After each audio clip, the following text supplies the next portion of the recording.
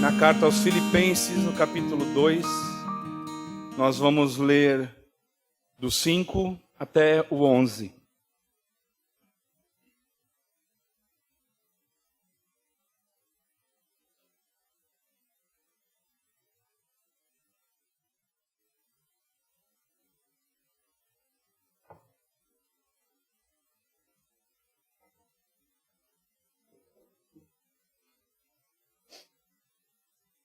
A palavra diz assim: tende em vós o mesmo sentimento que houve também em Cristo Jesus, que existindo em forma de Deus, não considerou o fato de ser igual a Deus algo a que devesse se apegar, mas pelo contrário, esvaziou a si mesmo, assumindo a forma de servo e fazendo semelhante aos homens. Assim, na forma de homem, humilhou a si mesmo, sendo obediente até a morte, e morte de cruz. Por isso, Deus também o exaltou com soberania, e lhe deu o nome que está acima de qualquer outro nome, para que ao nome de Jesus se dobre todo o joelho dos que estão nos céus, na terra e debaixo da terra, e toda língua confesse que Jesus é o Senhor, para a glória de Deus Pai. Amém. Bendito Deus e Pai, nós te agradecemos pela tua santa palavra.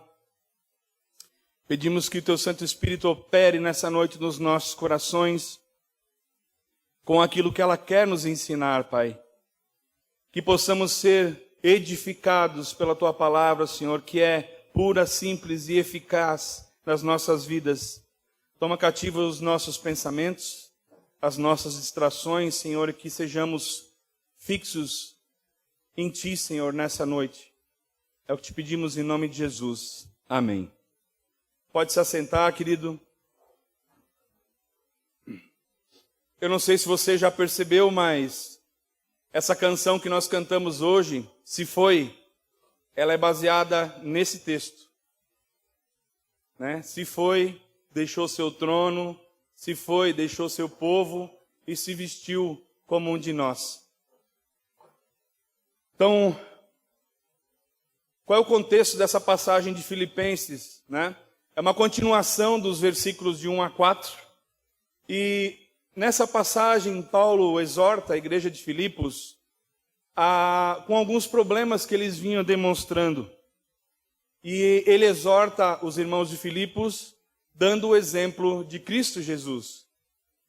A igreja ela estava sendo atacada externamente por pessoas que eram inimigas do evangelho, mas também internamente, porque estavam havendo algumas brigas, algumas divisões, e a unidade da igreja de Filipos estava prejudicada. Paulo, então, ele conclama os irmãos à humildade e à unidade, e utiliza Cristo como exemplo. Não há unidade sem humildade. Orgulho e egoísmo incitam divisões na igreja. Era isso que Paulo estava tentando ensinar aos filipenses. Nosso pastor falou na última ministração, dos versículos 1 a 4, que aquele que tem orgulho da sua humildade não é humilde. Jonathan Edwards vai dizer que os prazeres da humildade são os mais refinados, íntimos e primorosos deleites do mundo. E nós vemos então nesses versículos de 5 a 11 a resposta para aquilo que Paulo tinha incitado nos versículos de 1 a 4. Leia comigo a partir de Filipenses 2. Nós vamos ler o 2, 3 e 4. Ele diz assim: completai a minha alegria, para que tenhais o mesmo modo de pensar e o mesmo amor e o mesmo ânimo, pensando a mesma coisa. Não façais nada por rivalidade, nem por orgulho. Para algumas Bíblias vai falar nem por vanglória, nem por partidarismo, mas também, e assim cada um considere os outros superiores a si mesmos. Cada um não se preocupe somente com o que é seu, mas também com o que é dos outros. E aí ele continua: então, tende a mesma mente, o mesmo modo de pensar do que Cristo. Cristo não fez nada para a sua própria glória, senão para a glória do Pai. Cristo não fez nada por orgulho, senão humilhou a si mesmo. E Paulo vai nos ensinar, então, através do exemplo de Cristo, como nós devemos nos portar com relação às questões da igreja e como nós aprendemos a verdadeira humildade. Amém? Não há, meus irmãos, nenhuma área em que Cristo não possa ser exemplo para o cristão. Nenhuma. A unidade, a humildade e a solicitude, todas essas foram ensinadas e vistas na prática na vida de Cristo. William Hendrickson vai dizer assim: se Jesus não é o nosso exemplo em tudo, então a nossa fé é estéril e a nossa ortodoxia é morta. Nossa doutrina, nossa verdade, o que nós cremos, pelo que nos movemos, é morto se Cristo não é exemplo em tudo. Então, o que Paulo nos chama através desse texto que nós lemos, de 5 a 11? Sintam a mesma coisa que Jesus sentiu quando abandonou, renunciou à sua glória, abriu mão dos seus direitos, privilégios, assumiu forma humana, habitou entre nós para nos salvar. Então, os versículos 5 a 8, primeiramente, meus irmãos, é um convite para imitarmos a Cristo como regra de vida cristã. Imitarmos a Cristo, aquele que com vista de salvar os outros, renunciou a si mesmo. Aquele que com vistas de edificar o outro, de ajudar o outro, abnegou das suas vontades. E nós vamos entender então nessa primeira parte dos versículos 5 a 8, os degraus da humilhação de Cristo, da glória até a morte. Amém? Leia comigo mais uma vez, por gentileza, o versículo 6, que diz assim: que existindo em forma de Deus, não considerou o fato de ser igual a Deus algo que devesse se apegar, né? Algumas versões vão dizer, não usou por usurpação o ser igual a Deus. Jesus, então, desce o primeiro degrau da glória para a morte. E esse degrau é, Cristo não se apegou à sua posição. Jesus renunciou aos seus privilégios da sua glória de ser igual a Deus. Jesus é eterno, é imutável, é onipresente, é onipotente, porque Jesus é Deus. Jesus é Deus em sua essência, e a essência dele é divina. E Jesus é 100% Deus. Lá em Colossenses, capítulo 1, de 15 a 17, vai dizer o que nós cantamos há pouco. Ele é a imagem do Deus invisível, o primogênito sobre toda a criação, porque nele foram criadas todas as coisas, nos céus e na terra, as visíveis e as invisíveis, sejam tronos, sejam dominações, sejam principados, sejam poderes, tudo foi criado por ele e para ele. Ele existe antes de todas as coisas e nele tudo subsiste. Então Jesus é Deus. Mas Jesus sendo Deus, o que quer dizer que ele não usou por usurpação? O que quer dizer que ele não usou, não considerou o fato de ser igual a Deus? Ele simplesmente não tirou proveito disso. Ele abriu mão disso. Ele abriu mão da sua glória, da exaltação dos anjos e se fez homem como nós. Jesus se abnegou das suas vontades, não pensou em si mesmo, mas em fazer a vontade do Pai. O segundo passo que nós vemos é que ele se esvaziou. Isso está lá no versículo 7, quando diz assim: mas pelo contrário, quer dizer, ele não se apegou ao fato de ser igual a Deus. Pelo contrário, esvaziou a si mesmo, assumindo a forma de servo e fazendo semelhante a homens. O segundo degrau que Cristo desceu em direção à morte foi do auto-esvaziamento. Ele se esvaziou. Jesus a si mesmo se esvaziou voluntariamente. E esse verbo lá é chamado como a kenosis de Cristo, o autoesvaziamento. Para que você possa entender a kenosis aplicada nas nossas vidas, é como você dizer, você se autoesvaziar de tudo aquilo que te aproxima do mundo.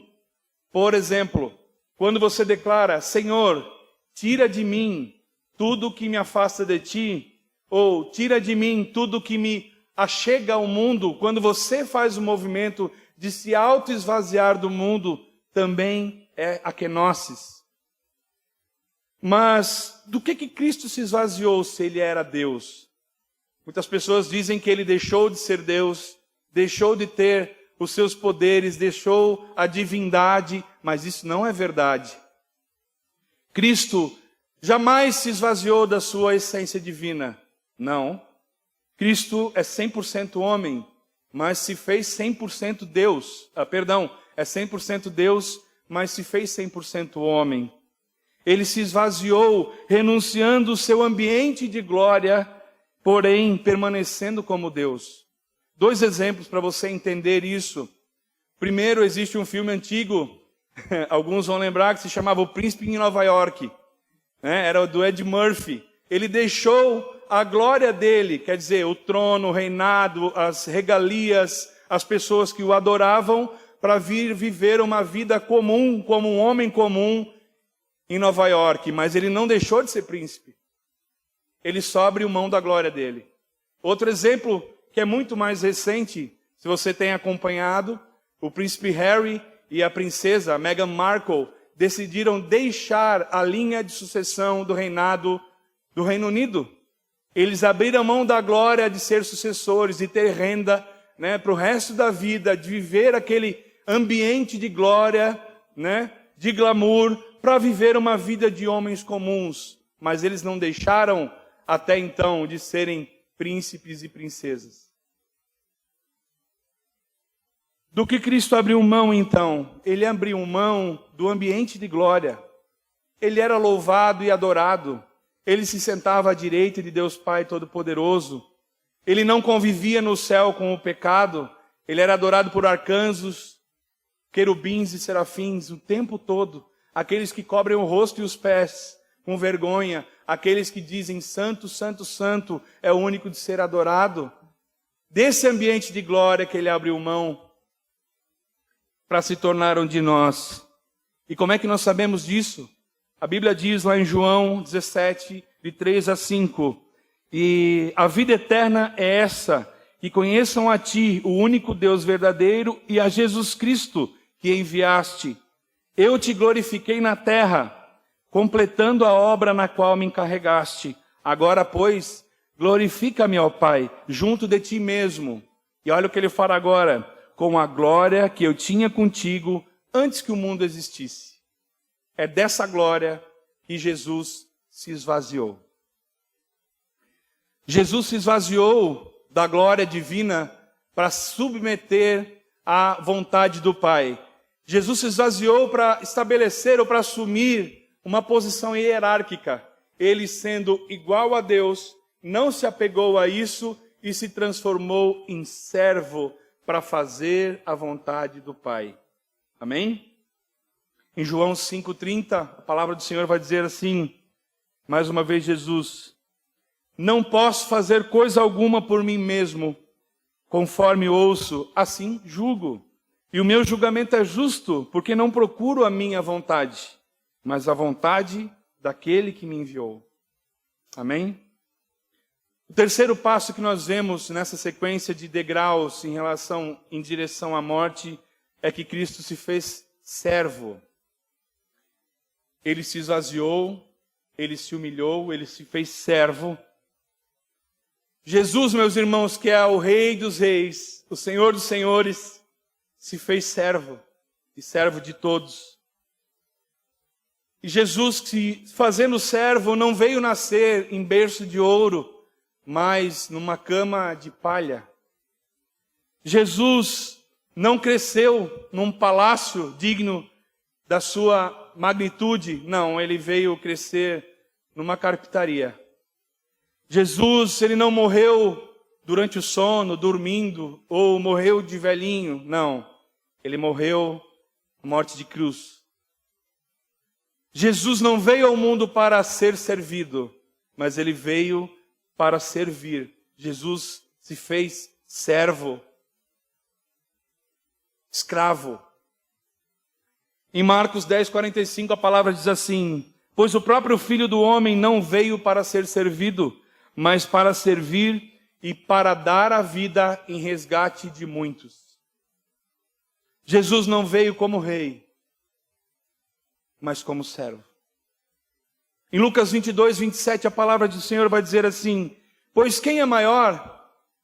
Quem está à mesa ou aquele que serve? Jesus falando. Não é quem está à mesa o maior, mas ele diz: eu, porém, estou entre vós como quem serve. Mas que tipo de servo Jesus foi? Para que nós possamos entender um pouco mais.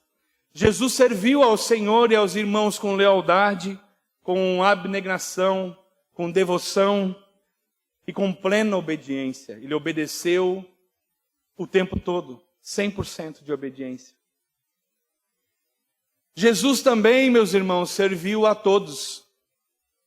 A pecadores, como nós, a meretrizes, prostitutas, cobradores de impostos, doentes, leprosos, a famintos, aos tristes, aos judeus, aos não-judeus, a pessoas de toda raça, tribo, língua e nação. Ele não fez acepção, mas ele serviu a todos. A todo aquele que o procurava com fome e sede, aquele que cria no que ele pregava e no seu testemunho, ele serviu a todos. Inclusive, ele lavou os pés dos seus discípulos, sendo o mestre deles. Amém? Como quarto passo nessa descida em direção à morte, Cristo se fez homem. Jesus, que tem a forma do Deus eterno, que existe desde a eternidade, tomou a nossa forma e se fez como nós, assim como nós. Aquele que era Deus veio a ser como um de nós, homens comuns. Você conhece essa passagem? Nós cantamos também, a palavra diz em João 1,14, que o Verbo se fez carne e habitou entre nós, pleno da graça e da verdade, e vimos a sua glória, como a glória do unigênito do Pai. Ele teve fome, teve sede, teve cansaço, teve privação do sono, assim, precisou dormir como no barco. Ele era um ser humano que se vestia, andava com os costumes da nação da época em que ele vivia, das pessoas com quem ele andava. Ele tinha uma aparência, ele tinha sentimentos, emoções, intelectos humanos também. Contudo, ele é o único digno de ser o nosso exemplo, porque Jesus não pecou. Ele suportou tudo que nós suportamos nesse mundo. Ele suportou tentação, sofrimento e desapontamento. Hebreus 4,15, a palavra vai dizer assim: porque não temos um sumo sacerdote que não possa se compadecer das nossas fraquezas, mas alguém que, à nossa semelhança, foi tentado em todas as coisas, porém sem pecado. O quinto passo na descida da glória para a morte é que Cristo se humilhou. O Verbo eterno, em primeiro lugar, se colocou diante de uma hierarquia, na posição de filho, de servo, submeteu-se a uma autoridade, cuja qual ele não precisava se submeter antes, porque na sua glória, sendo Deus, ele governava junto com o Senhor, mas ele assumiu a função de filho, limitou-se e humilhou-se. Ele renunciou à sua glória e toda a sua majestade para ser humilhado por mim e por você, humilhado por nós. Jesus, que é Deus, viveu e morreu como um homem. Jesus, que é eterno, se doou e se humilhou. E a gente pode se perguntar nessa noite, onde nós estávamos quando Cristo se humilhou? Você sabe onde nós estávamos? Nós estávamos cuspindo nele, tacando pedras nele, chutando ele e vendo provavelmente da frente da cruz ele se humilhar em favor dos nossos pecados. Nós estávamos na frente da crucificação. Por quê? Porque aquele era o nosso lugar. Nós deveríamos ser humilhados. Nós deveríamos ser chutados e cuspidos. Nós deveríamos ser pendurados na cruz. Mas ele o fez no nosso lugar. Ele se humilhou. O maior de todos se fez o menor. Aquele que deveria ser servido, porque era rei, veio servir. Deixou o seu trono, se fez homem, se fez servo, se sacrificou e se humilhou por nós. E o próximo passo que ele deu foi que Cristo obedeceu até a morte. Quantos de nós, por muito menos do que isso, mudaríamos de opinião? Você daria sua vida por Cristo agora? Bem, aí não sei. Pode ser amanhã. Tem umas coisinhas para fazer, umas pendências. Quantos de nós? Jesus, meus irmãos, ele pagou o mais alto preço e se humilhou e morreu por nós, pecadores. Ele estava disposto a sofrer humilhação, degradação, mas sendo obediente até a morte. Em morte de cruz. Ele foi rejeitado, foi traído, cuspido, humilhado, açoitado, xingado e chutado. Mesmo na agonia, ele implorou a Deus no jardim, dizendo: meu Pai, se for da tua vontade, afasta de mim esse cálice. Mas, contudo, ainda que não seja o que eu quero, mas o que tu queres.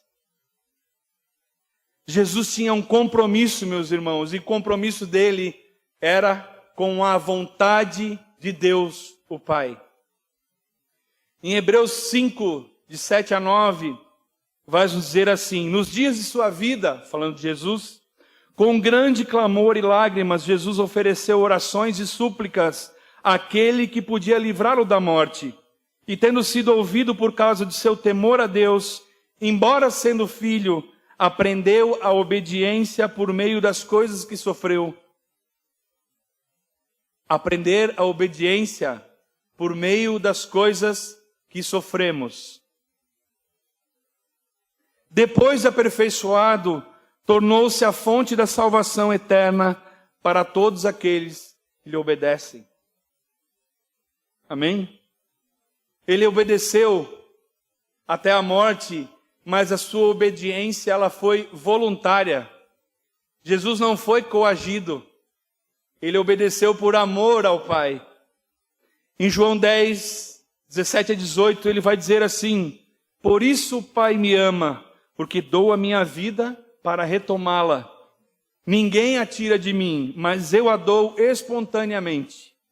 Tenho autoridade para dá-la e para retomá-la. Essa ordem recebi de meu Pai. Então ele não deixou de ser Deus, porque ele tinha autoridade para dá-la e retomá-la, mas ele abriu mão da sua vontade para que a vontade do Pai fosse feita.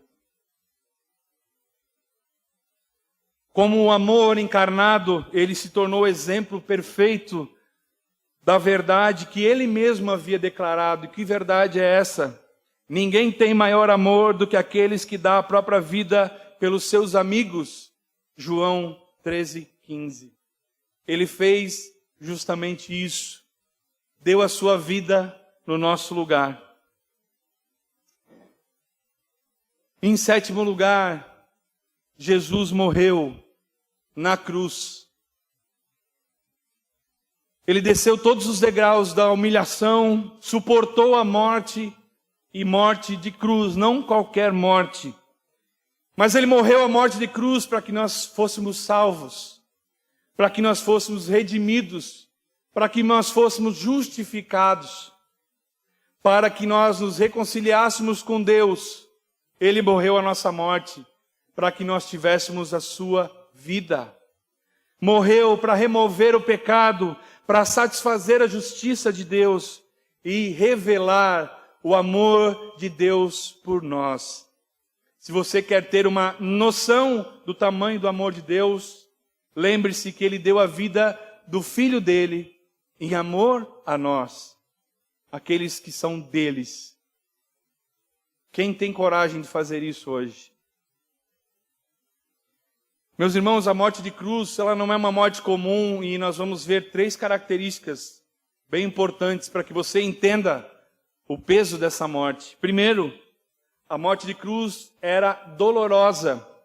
Ela era aplicada a escravos, ladrões e a delinquentes. Por isso a palavra diz que ele foi contado entre os transgressores, entre os ladrões, né? Se dizia naquela época que a morte de cruz era como morrer 1000 mortes naquele tempo. Os crucificados, eles passavam dias na cruz, não como Jesus, mais tempo, morrendo lentamente. Era uma morte sangrenta, envolvia cãibras, torturas horríveis, sede, privação do sono, falta de ar, traumática, vergonhosa, expunha aqueles que morriam à nudez. Eram horas de tormento, veias laceradas, tendões esmagados, que pulsavam com angústia incessante. O peso dos órgãos fazia com que as pessoas não conseguiam respirar, pressionavam, e quando elas queriam respirar, elas tinham que se esforçar em cima dos pés para se erguer, os pés com pregos, e elas morriam de asfixia, de falta de ar. Em segundo lugar, era uma morte vergonhosa, porque o condenado era açoitado, insultado, cuspido, devia carregar a sua própria cruz debaixo do escárnio da multidão, até o lugar onde seria pendurado. Em terceiro lugar, era uma morte maldita. Quem morria crucificado, meus irmãos, era considerado maldito. Em Gálatas capítulo 3, versículo 13, a palavra diz assim: Cristo nos resgatou da maldição da lei, tornando-se maldição em nosso favor. Pois está escrito: maldito todo aquele que for pendurado no madeiro. Ele morreu como um maldito, ele se fez malditos para que nós fôssemos salvos. Portanto, meus irmãos, a cruz de Cristo é o maior símbolo do amor de Deus por nós. E ele também é a maior expressão do horror de Deus, da ira de Deus contra o pecado, que precisou ser pago no nosso lugar pela morte e morte de cruz. Como é que isso funciona? Deus odeia o pecado exige punição, o salário do pecado é a morte, e Deus, por amor, puniu os nossos pecados na morte de seu Filho amado, para nos poupar da morte e para nos dar a vida eterna. Isso é maravilhoso demais.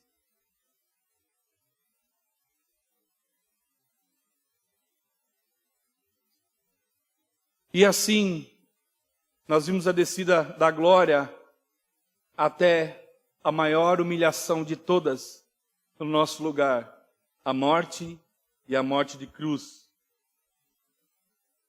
Mas, e graças a Deus pelo mas, por isso, versículo 9, Deus também o exaltou com soberania. Em algumas versões vai dizer sobremaneira, de maneira excelente em outras versões. Então nós vimos a descida da glória para a morte, e agora nós vemos a subida da morte para a glória. A exaltação de Cristo ao seu devido lugar. Tendo Cristo se humilhado completamente, Deus o exaltou agora soberanamente. Cristo cumpriu fielmente a vontade do Pai e agora retorna triunfante à sua glória, à sua majestade completa. E esses versículos, meus irmãos, de 9 a 11, é um convite para nós imitarmos a Cristo em sua humildade e entendermos que esse é o caminho para a glória. Assim como Cristo foi humilhado e foi exaltado, é o que Deus nos pede nessa noite. Humilhai-vos diante da potente mão de Deus. Aquele que se humilha será exaltado. Bem-aventurados humildes do coração, porque esses herdarão a terra. É um convite para nós baixarmos o nosso nariz orgulhoso e nos rendermos ao autor e consumador da nossa fé. A dependermos totalmente do Senhor e entendermos que o caminho da glória passa pelo sofrimento, pela humilhação, até que sejamos exaltados. Amém? Por isso Deus também o exaltou com soberania. O Cristo que se humilhou foi exaltado. O significado real dessa palavra exaltado ou sobremaneira significa super exaltado. Acima de todas as exaltações, assim Cristo foi exaltado. Deus exaltou seu Filho de forma gloriosa, majestosa, soberana. Ele foi feito mais alto do que os céus. Hebreus 7:26. O mesmo que desceu também foi o que subiu acima de todos os céus. Efésios 4:10. Cristo recebeu o lugar de honra e majestade e, consequentemente, está assentado à destra de Deus Pai Todo-Poderoso. Acima de todo principado, toda potestade, todo poder, todo domínio e tudo, e de todo nome que possa referir, não só no presente século, mas também no vindouro. Efésios 1, de 20 a 22. Então nós entendemos, meus irmãos, que a exaltação, ela é o oposto da humilhação. O que isso significa? Aqueles que se exaltam serão humilhados, mas os que se humilham serão exaltados. Aquele que, para cumprir a lei, levou os seus pecados do mundo sobre si, foi condenado, deu sua vida para cumprir a lei perfeitamente, com obediência completa ao Pai. Aquele que foi pobre, enquanto o homem voltou a ser rico. Aquele que foi rejeitado, foi aceito. Aquele que aprendeu a obediência, agora governa pelo poder e autoridade que lhe foi confiada, nos céus, na terra e debaixo da terra. Como rei que foi retornado, ele agora sustenta o universo e domina sobre todas as coisas e sobre o interesse da sua igreja. É Jesus quem nos comanda. Como profeta, através do seu Espírito, ele agora nos guia em toda a verdade. Como sacerdote, ele não somente intercede por nós, mas realmente vive sempre para interceder por aqueles que se aproximam de Deus, por seu intermédio. Por isso que nós fazemos em nome de Jesus, porque sem Jesus, meus irmãos, não somos dignos de nos achegar a Deus. Deus nos olha hoje através de Jesus. Por isso que nos vê com os pecados pagos, embora ainda pecadores. Mas Ele olha para Cristo e vê que a ira do pecado foi paga na morte de Cristo na cruz do Calvário. Mas, além de exaltar a Cristo, Ele ganhou um título. E o título dessa exaltação está lá no versículo 9b, que diz assim: e lhe deu o nome que está acima de qualquer outro nome. Primeiro grande detalhe que nós vemos aqui é, ele não fala, e lhe deu um nome que está acima de todos os nomes. Ele fala que lhe deu o nome. Deus lhe deu o nome que está acima de todos os nomes. O nome que está acima de todas as criaturas do universo, tendo se tornado tão superior aos anjos. Em Hebreus 1, 3 e 4, ele vai falar o que nós cantamos hoje. Ele é o resplendor da glória do Pai e a representação exata do seu ser, sustentando todas as coisas pela palavra do seu poder, e tendo feito a purificação dos pecados, assentou-se à direita da majestade nas alturas, tornando-se superior aos anjos, a ponto de herdar um nome mais excelente do que eles. O Pai lhe deu, em resposta à sua obra redentora, à sua obediência, o nome, e é incomparável.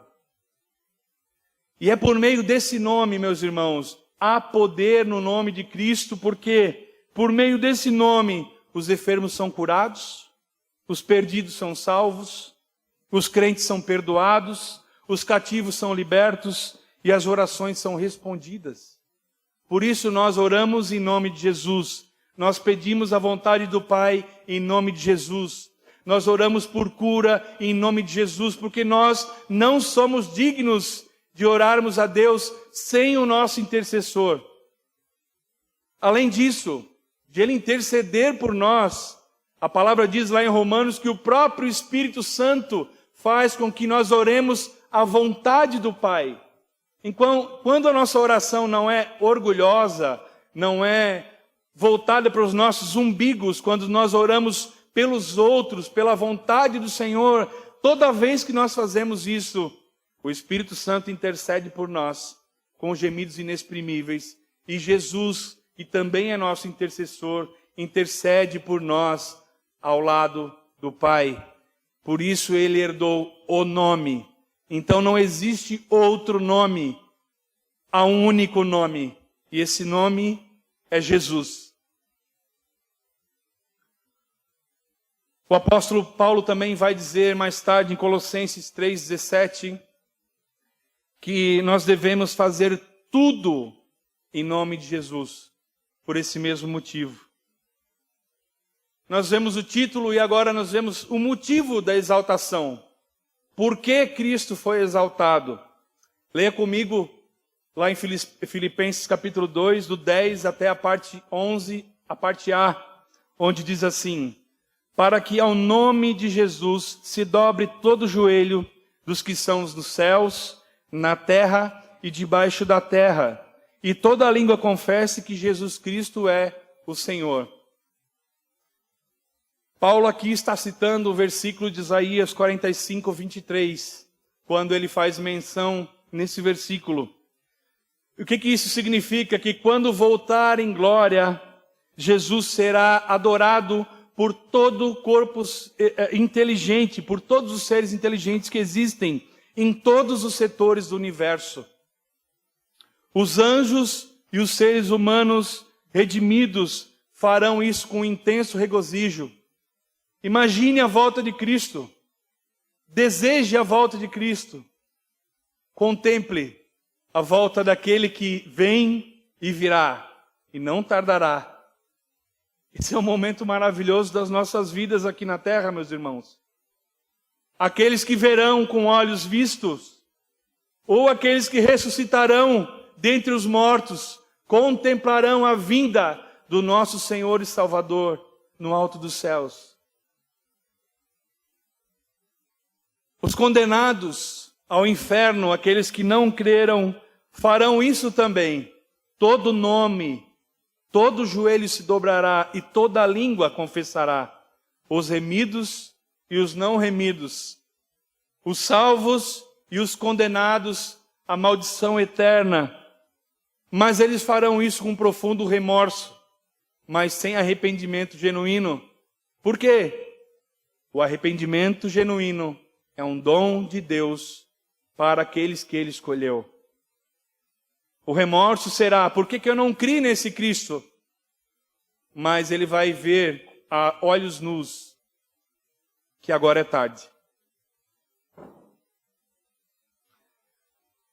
Mas sua glória, meus irmãos, será tão intensa que todos sentirão-se impelidos a dobrar os seus joelhos diante de Jesus. Todos.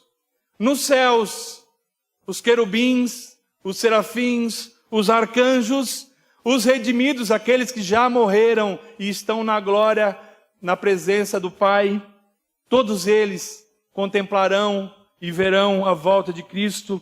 Na terra, todos os seres humanos sobre a terra, os que ainda não morreram, os redimidos e os condenados. E debaixo da terra, todos os condenados ao inferno, tanto os seres humanos quanto os anjos decaídos, os anjos maus, os anjos do diabo, Satanás, o próprio. Todos eles se dobrarão e dirão que Jesus é o Senhor. Todos. É isso que quer dizer o todos. É todos. Mesmo quem não crê, se dobrará ao senhorio de Cristo no último dia. Nesse dia, toda língua também confessará que Jesus é o Senhor. E dizer que Jesus é o Senhor, Kyrios, é admitir que Jesus é Deus. Kyrios era chamado Deus, o imperador era chamado de Kyrios, os deuses pagãos eram chamados de Kyrios, e isso significa confessar que Cristo é o Senhor, que Ele é o Senhor soberano sobre a vida. Ele é o nosso Kyrios. Mesmo quem não creu, o chamará de Senhor soberano daquele dia. Todos reconhecerão e proclamarão o senhorio de Cristo. Jesus Cristo, então, meus irmãos, Ele é o divino Senhor e Salvador para todo aquele qual o joelho se dobrará, mesmo aquele que não reconheceu. E a palavra diz, mas nem todo aquele que diz, Senhor, Senhor, entrará no reino dos céus, mas aquele que faz a vontade de meu Pai, que está nos céus, vai entrar. Ele é o Senhor, e aqueles que recusam como Senhor, não podem tê-lo como Salvador. E por último, nós vemos o propósito da exaltação de Cristo. Por que Cristo foi exaltado? Leia comigo, versículo 11, mais uma vez, a última parte, que diz assim, para a glória de Deus Pai. Lendo o 10 e o 11, vai ficar assim, para que ao nome de Jesus se dobre todos os joelhos nos céus, na terra e debaixo da terra, e toda língua confesse que Jesus é o Senhor. Para quê? Para a glória de Deus Pai. Tudo que Cristo fez, o fim último de todas as coisas é a glória de Deus. Porque o homem foi feito para a glória de Deus. Porque Jesus veio dar sua vida para a glória de Deus. Por que Ele foi exaltado? Para a glória de Deus. Paulo, então, já vem advertindo nos versículos 1 a 4 sobre o pecado da vanglória, de fazer coisas vãs, já fala vanglória, uma glória vazia, de fazer coisas para si mesmo. E ele fala que toda glória que não é para Deus é uma glória vazia, sem significado nenhum. Então Cristo, meus irmãos, também não fez nada para si mesmo, por vanglória, mas Ele fez tudo o que fez por obediência para a glória de Deus Pai.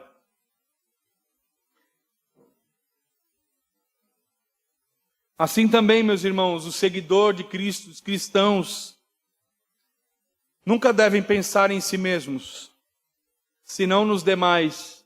Não devem buscar glórias para si, senão glórias para Deus.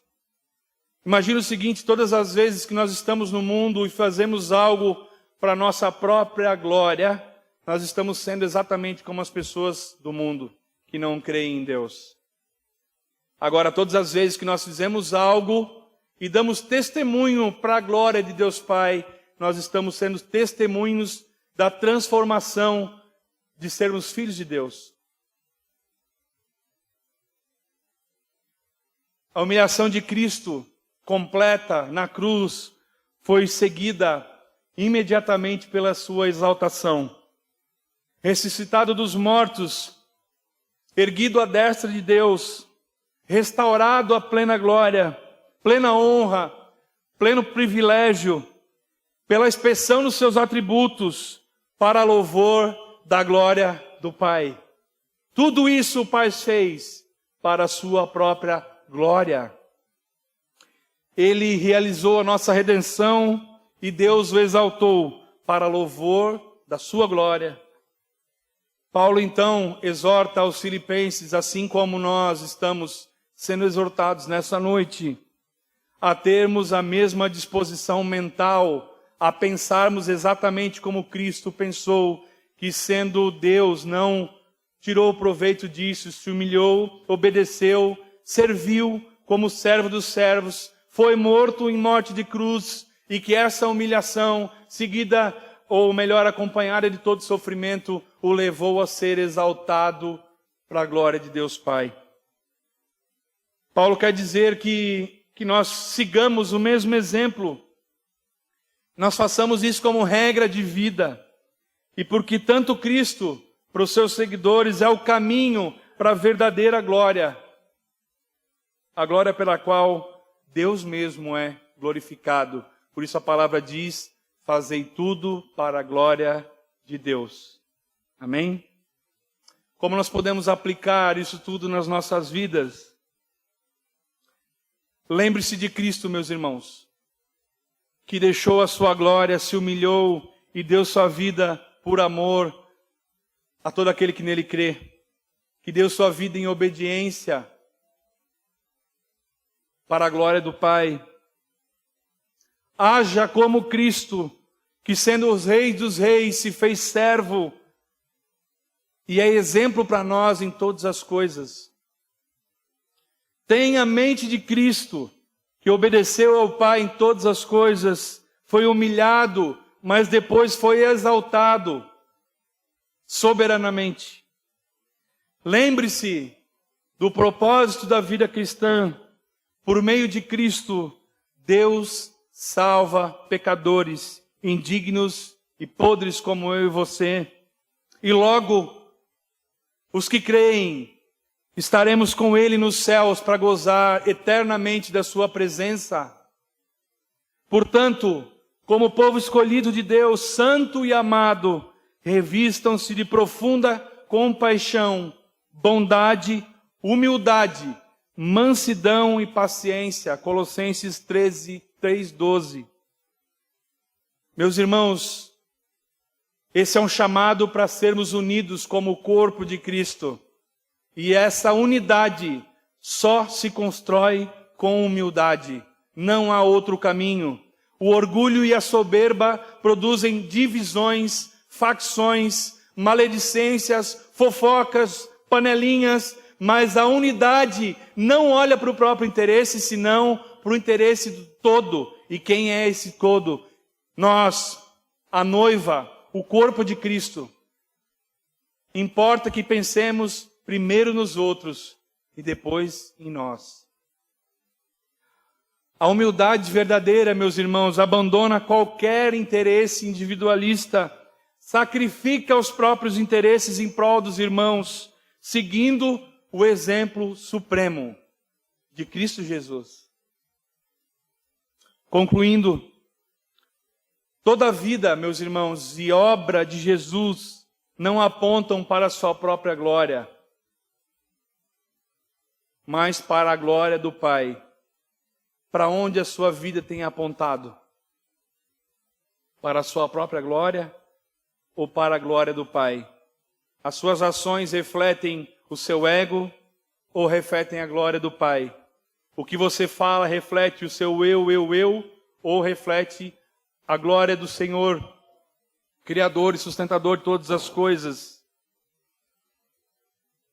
Na igreja de Filipos havia alguns que tinham o propósito de satisfazer as suas ambições egoístas. Não tenhamos ambições egoístas, meus irmãos, mas sirvamos uns aos outros em amor. Em amor. É um chamado, é um mandamento, amai-vos uns aos outros. Não é uma opção. Não é se eu quero, é amai-vos. Aquele que não ama os irmãos, não ama o Pai. E aí? O seguidor de Cristo nunca deve pensar em si mesmo, senão nos demais. Não deve buscar sua própria glória, senão a glória de Deus. Amém? Coloque-se de pé, por favor.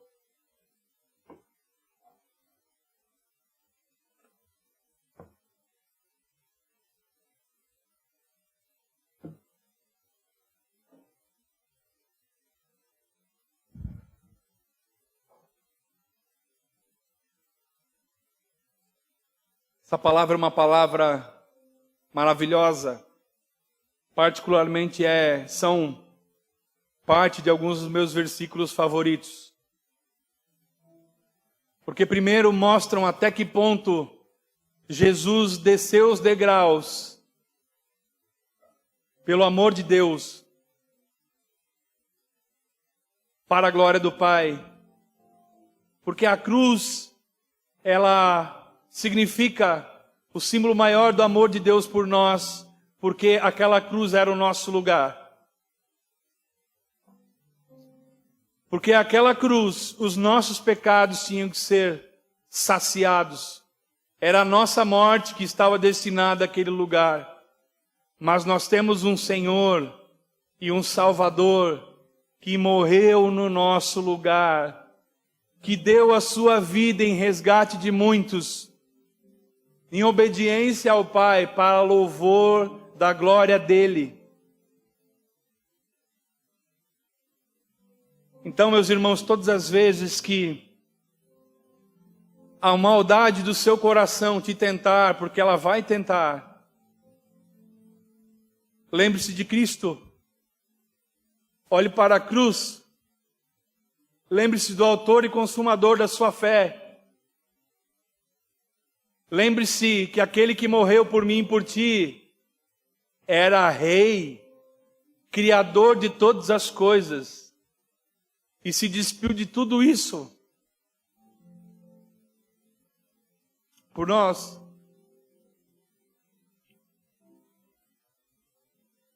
Lembre-se que o caminho da unidade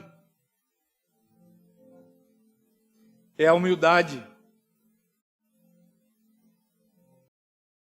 Lembre-se, meus irmãos, que não nos tem faltado nada, nem comida, nem o que vestir, nem onde dormir.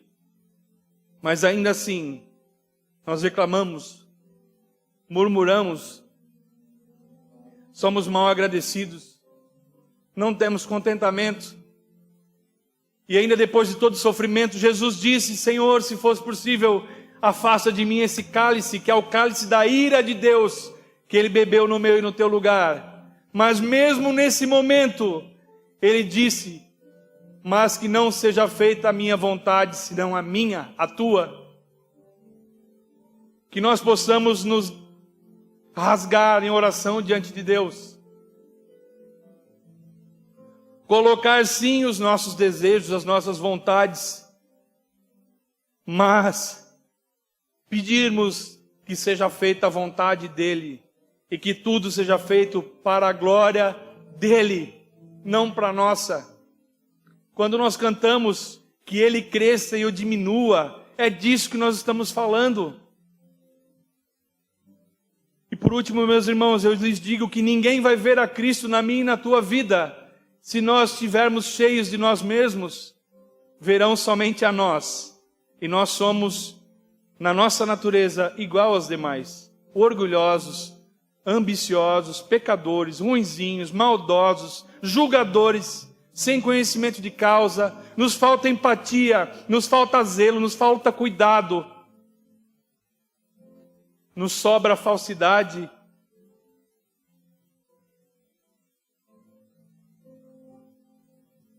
Ore comigo, por favor.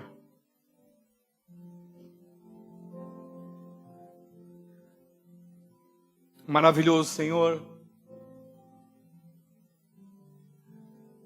digno és tu, Pai, de toda adoração. Ajuda-nos, Senhor, a termos a mente de Cristo. Quando estivermos orgulhosos, Senhor, quebra as nossas pernas, Pai. Ajude-nos, Senhor, a dependermos de Ti em toda situação. Ajuda-nos, Senhor, a nos importarmos com a vida uns dos outros, a edificarmos uns aos outros em amor, a suportarmos uns aos outros, assim como Tu fizeste, Senhor, sem acepção de pessoas, porque Tu serviste a todos, a meretrizes, cobradores de impostos, pecadores, leprosos, a todos aqueles que se achegavam a Ti, Tu tiveste misericórdia. Senhor, vem transformar os nossos corações, humilha-nos, Senhor, debaixo da Tua potente mão, que aprendamos que o caminho da humildade nos leva à unidade, com aquele que se fez servo e se humilhou por nós. Que aprendamos com Cristo, que é exemplo para nós em todas as coisas, para que no devido tempo sejamos exaltados e possamos gozar da Tua presença gloriosa para todos sempre, por toda a eternidade. Transforma-nos, Senhor, durante essa semana. Gera em nós frutos de arrependimento, Senhor, para que sejamos quebrados, Senhor, para que possamos viver a verdadeira unidade, aquela qual Cristo, nosso Salvador, nos deu testemunho, Senhor. Te agradecemos e Te louvamos e pedimos que a Tua vontade prevaleça sobre todas as coisas, que possamos descansar em Ti, Senhor, em todas as coisas. Em nome de Jesus. Amém.